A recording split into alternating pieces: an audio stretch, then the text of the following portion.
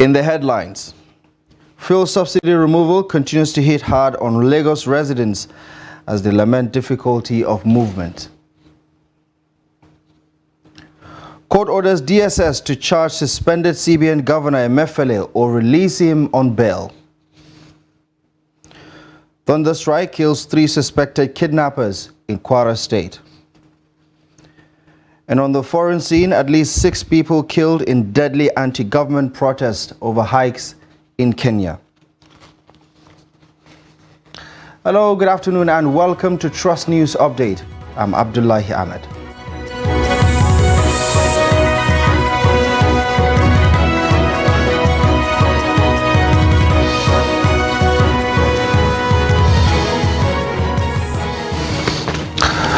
We start in Lagos, where following the increase of transportation fares by commercial transporters in the state, commuters across Lagos are lamenting difficulty of movement from and to work.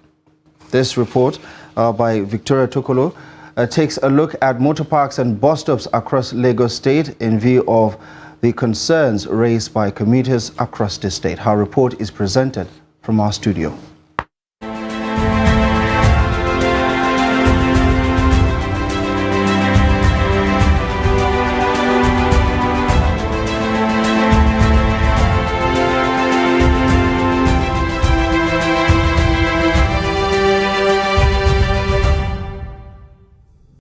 Since the announcement by President Tinubu on May 29 that fuel subsidy is gone, life has not been the same as many filling stations increased their pump price across the country as commercial transport operators jerked up fares.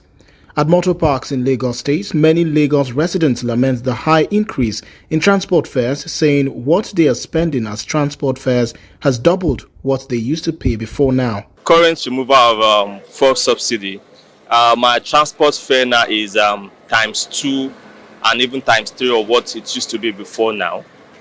And then where I work, there's no increase in salary.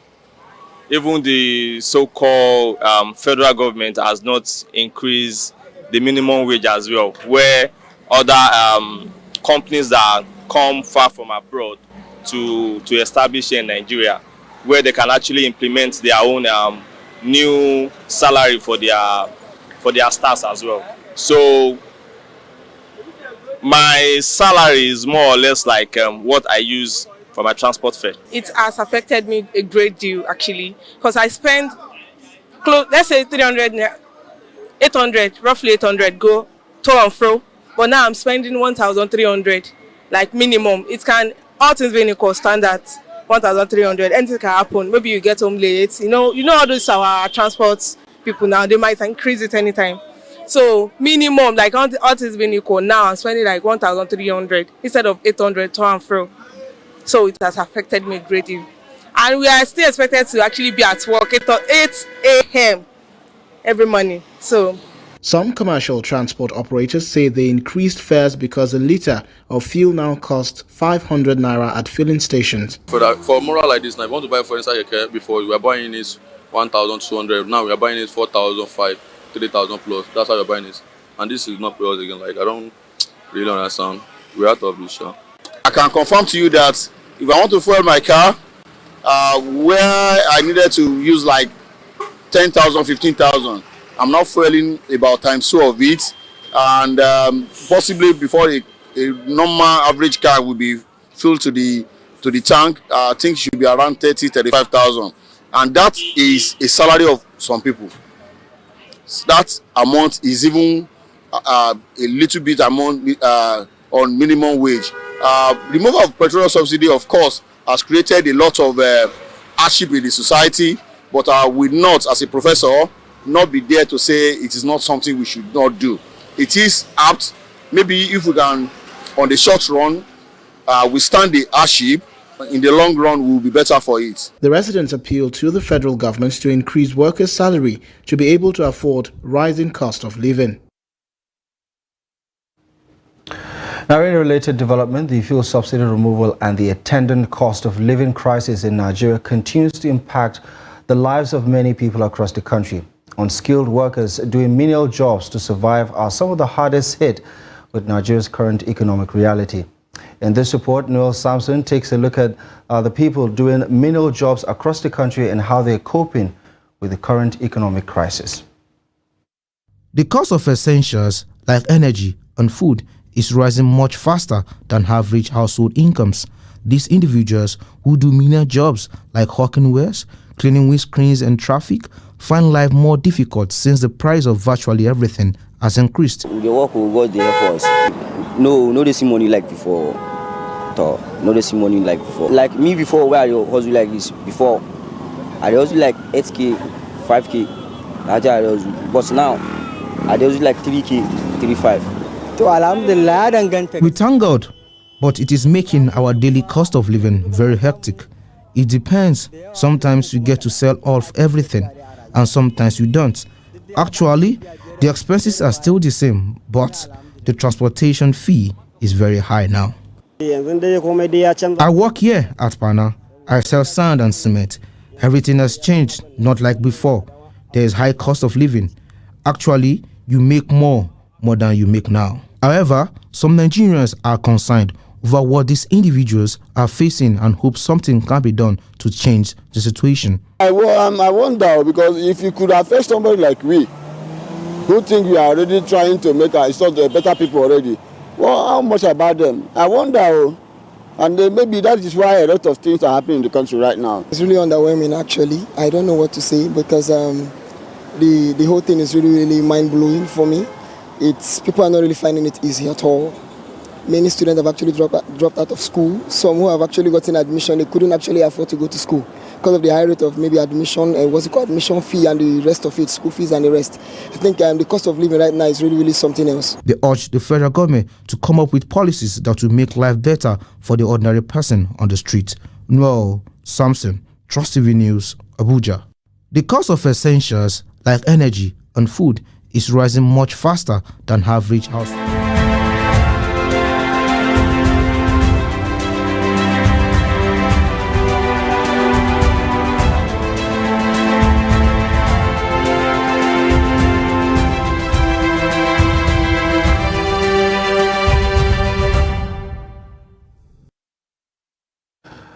Now to other news developments, a federal high court in Abuja has on Thursday ordered the Department of Security Services to charge the suspended governor of the Central Bank of Nigeria, Godwin Emefiele, within 1 week or release him on administrative bail.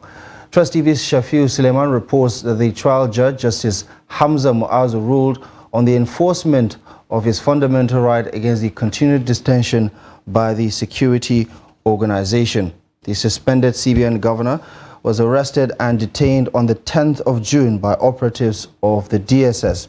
While the DSS argued that a detention order was obtained from an Abuja magistrate, Emefiele's lawyer countered that his arrest and detention without formal charge is a contravention of the law. Both parties argued on the jurisdiction of the court to entertain the matter. Ruling on the application of enforcement of fundamental right, Justice Hamza Muazu held that Section 46, subsection 1 of the Nigerian Constitution empowers the FCT High Court to adjudicate on the matter. The judge held that it is unlawful for the DSS to continue to detain the suspended CBN governor while shopping for evidence, directing it to charge the applicant or release him on administrative bail.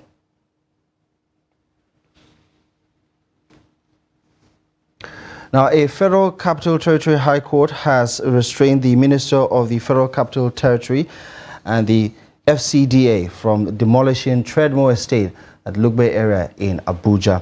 Justice Zubairu Muhammad on Wednesday directed the parties and their agents in the matter to maintain the status quo over the planned demolition of the estate known as Plot 1981, Sabon Lugbe, Abuja, while the motion on notice is served on them. Others restrained are the Abuja Metropolitan Management Council and the Abuja Municipal Area Council. The judge granted the order after listening to a motion experte moved by Benson Igbanoy, who held the brief of Mike Ozekome, SAN, with Oluchi Uche for the plaintiff, Trademore International Holdings Nigeria Limited. The plaintiff asked the court to maintain the exclusive right of ownership and possession of the said property pending determination of the motion on notice. There have been threats of demolition of the Trademore estate in Lugbe area of Abuja due to perennial flooding in the area, which has claimed some lives and destroyed lots of properties. The case has been adjourned until September 2022 for hearing. 2023, I beg your pardon, for hearing. Now, the national leadership of the Social Democratic Party, SDP, has asked President Bola Tinubu to call the Kogi State Governor, Yahaya Bello, to order ahead of the November 11 governorship election in the state. Trust TV Shafiu Suleiman reports that the opposition party, which has a candidate in the forthcoming election, has accused the Kogi State Governor of masterminding attacks on his campaign office to undermine its growing popularity in the state. His report. Presenting documentary evidence on a late series of attacks on its candidate Murtala Ajaka, the National Secretary of the party Oluogunlowe says it has become expedient to make the call due to what he described as unwarranted political extremism. Considering the unabated state-sponsored attacks and series of physical harassments on the candidate of SDP, Alhaji Murtala Yakubu Ajaka, the National Working Committee once again hereby respectfully call on the President of the Federal Republic, Asiwaju Bola Tinubu, to address the brewing social tension and the evolving state of anarchy in Kogi State. Painting the picture of politically motivated attacks on the campaign trail of the Kogi State SDP governorship candidate, his running mate and campaign director Paruka Deju say the state governor is bent at undermining their chances at the election. The person who led the attack was Dr. Bello himself. There was no proxy.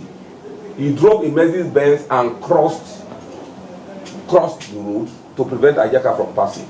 And government came out of his car and started raining bullets on Ajaka's car. The last press conference we did here, the pictures of that car was, the pictures of bullets and all that, you saw them here. We managed to escape from the place. We have it on good authority that in the next couple of days, they have procured vehicles that at the moment they are branding with the logo and the pictures of Muri and myself,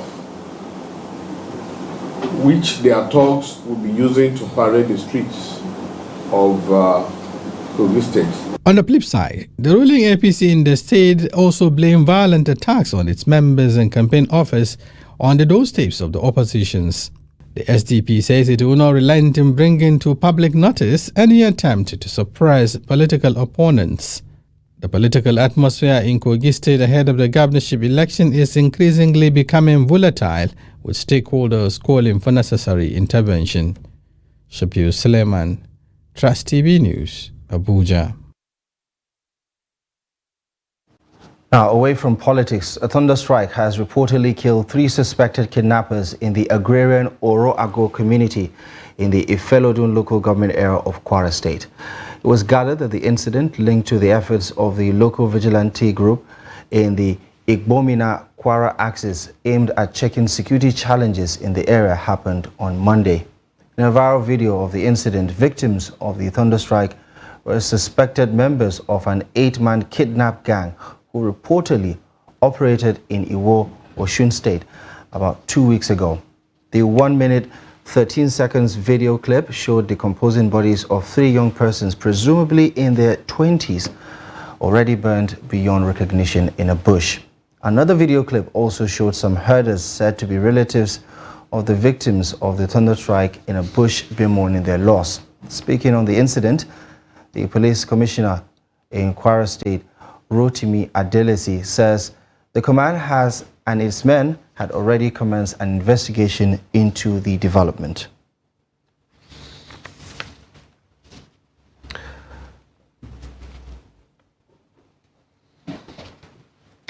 The Zamfara State Governor Dauda Lawal has commiserated with the Nigerian police on the death of his officers in separate attacks in the state recently.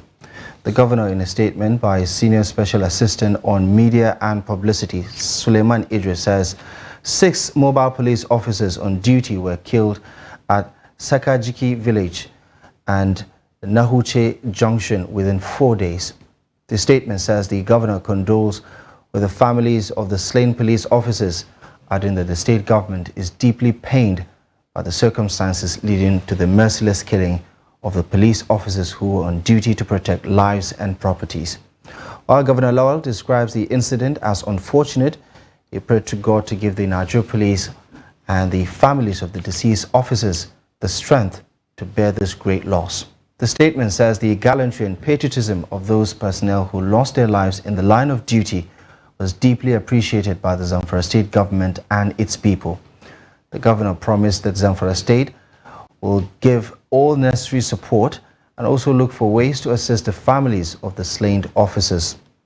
Governor Lawal reiterated that his administration will continue to support and work with the security agencies for peace to prevail in the state, even as he urges all the people to cooperate and support security agencies in the fight against banditry. Now, the Nigeria Labour Congress has kicked against the 500 billion naira palliative proposed by President Bola Tinubu, saying it will not be enough to ease the hardship faced by workers due to the fuel subsidy removal. The National Treasurer of the NLC, Hakeem Ambali, demanded a 300% salary increase to enable workers to cope with the harsh economic realities in the country. Ambali suggested a minimum wage review of 300% to workers, granting licenses to individuals for modular refineries to refine petrol locally, granting economic stimulus to loans to SMEs at 15% rate. President Tinubu on Wednesday sought the approval of the House of Representatives for a 500 billion naira palliative to soften the effects of subsidy removal in his letter to the House of Representatives on Wednesday. The president proposed an amendment to the 2023 Supplementary Appropriation Act. The House is expected to hold plenary on Thursday on the president's request. You're watching the news update on Trust TV. Still to come. Relief for flood victims in Katsina State. We have details of this and many more coming up ahead after the break.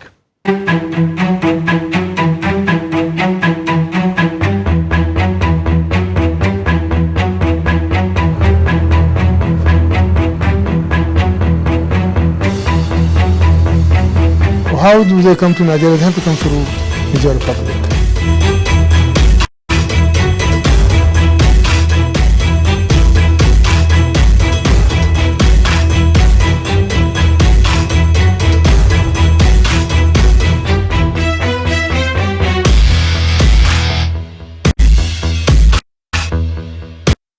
Welcome to News Hour on Trust TV. The coalition of northern groups, CNG, Petition followed consultations and meetings. Hello and welcome to the News Hour on Trust TV. I am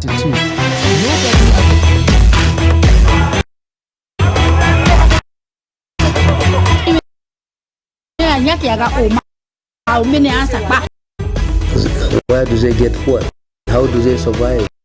Kidnapping is just an extension of catching rustling.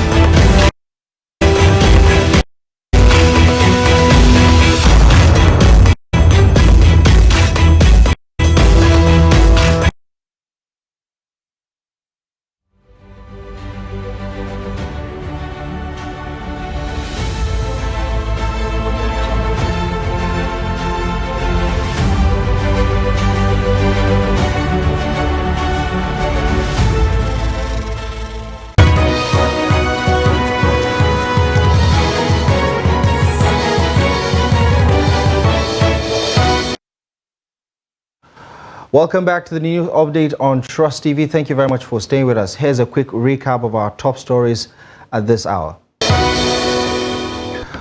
Fuel subsidy removal continues to hit hard on Lagos residents as they lament difficulty of movement from work across the state. Court orders DSS to charge suspended CBN Governor Emefiele or release him on bail. Now to other news stories, the Nigerian Senate on Wednesday launched an investigation into allegations of bribery and corruption leveled against officials of the Integrated Payroll and Personnel Information System (IPPIS) at various universities across the country. This followed a motion by Senator Patrick Ifeanyi during Wednesday's plenary. IPPIS was introduced in 2007 to administer monthly payroll of federal government workers in a manner to guarantee confidence in staff emoluments. Senator Uba noted that since the introduction of IPPIS, over 2 million federal government employees across 696 ministries, departments, and agencies, including some staff of federal government-owned universities and other tertiary institutions, have been reportedly captured on the IPPIS platform. He recalled that the use of IPPIS for storage of personnel records and management of staff payroll in federal government-owned universities was a thorny issue between the federal government and the Academic Staff Union of Universities, ASU. The Senate, after debate, resolved to investigate the allegations of bribery and corruption against IPPIS officials at various universities across the Federation. The probe, according to the Senate, would also include delayed capturing and payment of staff of federal government-owned universities, as well as the status of the disagreement between the federal government and ASU on the issue or use of either IPPIS or UTAS as the preferred payment platform for Nigerian university staff. The Red Chamber says the investigation would be carried out by its Committee on Tertiary Institutions when constituted. Now, victims of last week's flood disaster in Katsina have received relief materials from the state government. The intervention was delivered to the victims through the State Emergency Management Agency. Abdullahi Yamadi witnessed the presentation of the relief materials and reports. The relief materials include food items, clothing materials, mattresses, buckets, detergents and water filters, among many others. The state government said it is planning more support and assistance to the affected communities.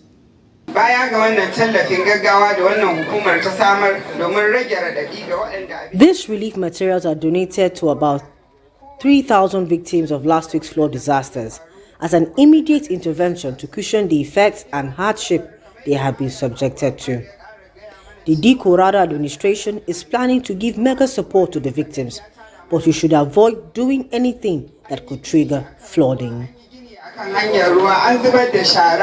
Some government officials made an undisclosed financial donation to the woman who lost her child to the disaster.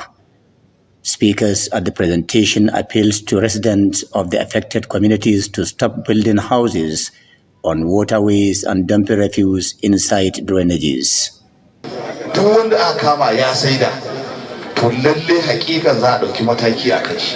I want the recipients of this donation not to look at it as compensation to what they lost, but as a concern to their plight.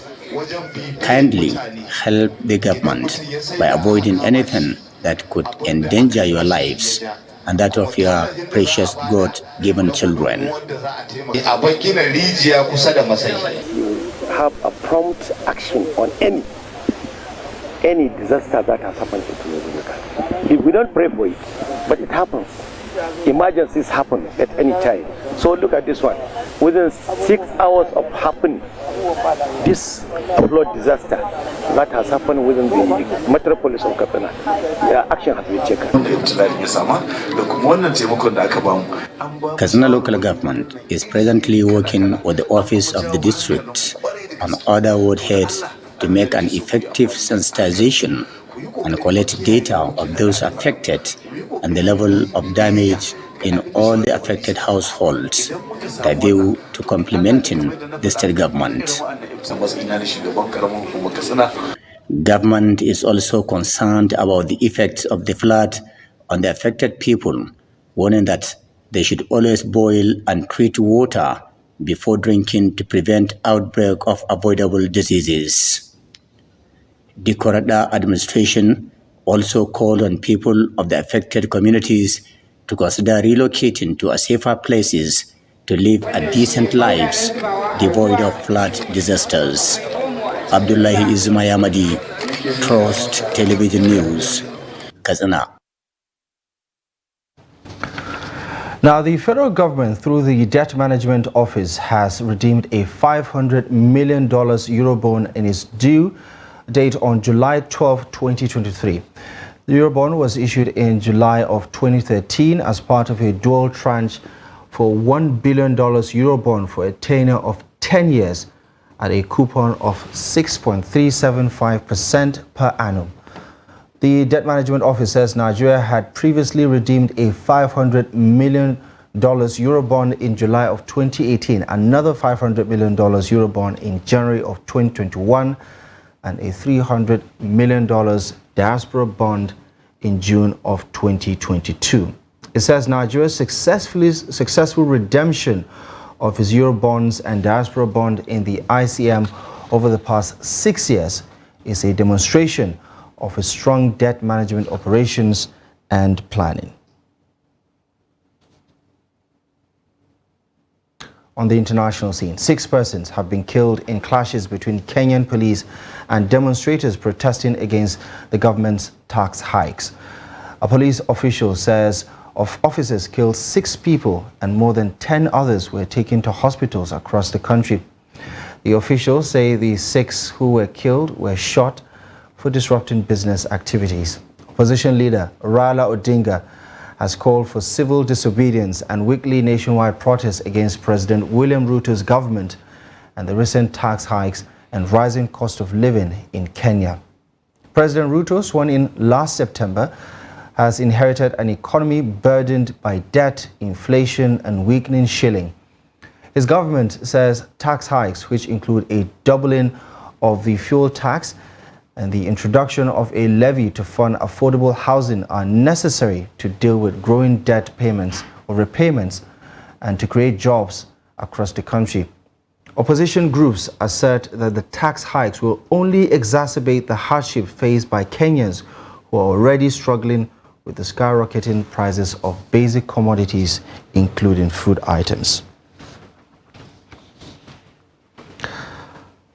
Well, that's it. You're up to date with the latest news stories at this hour. Thank you most kindly for joining us. Feel free to follow us across our social media platforms for more content.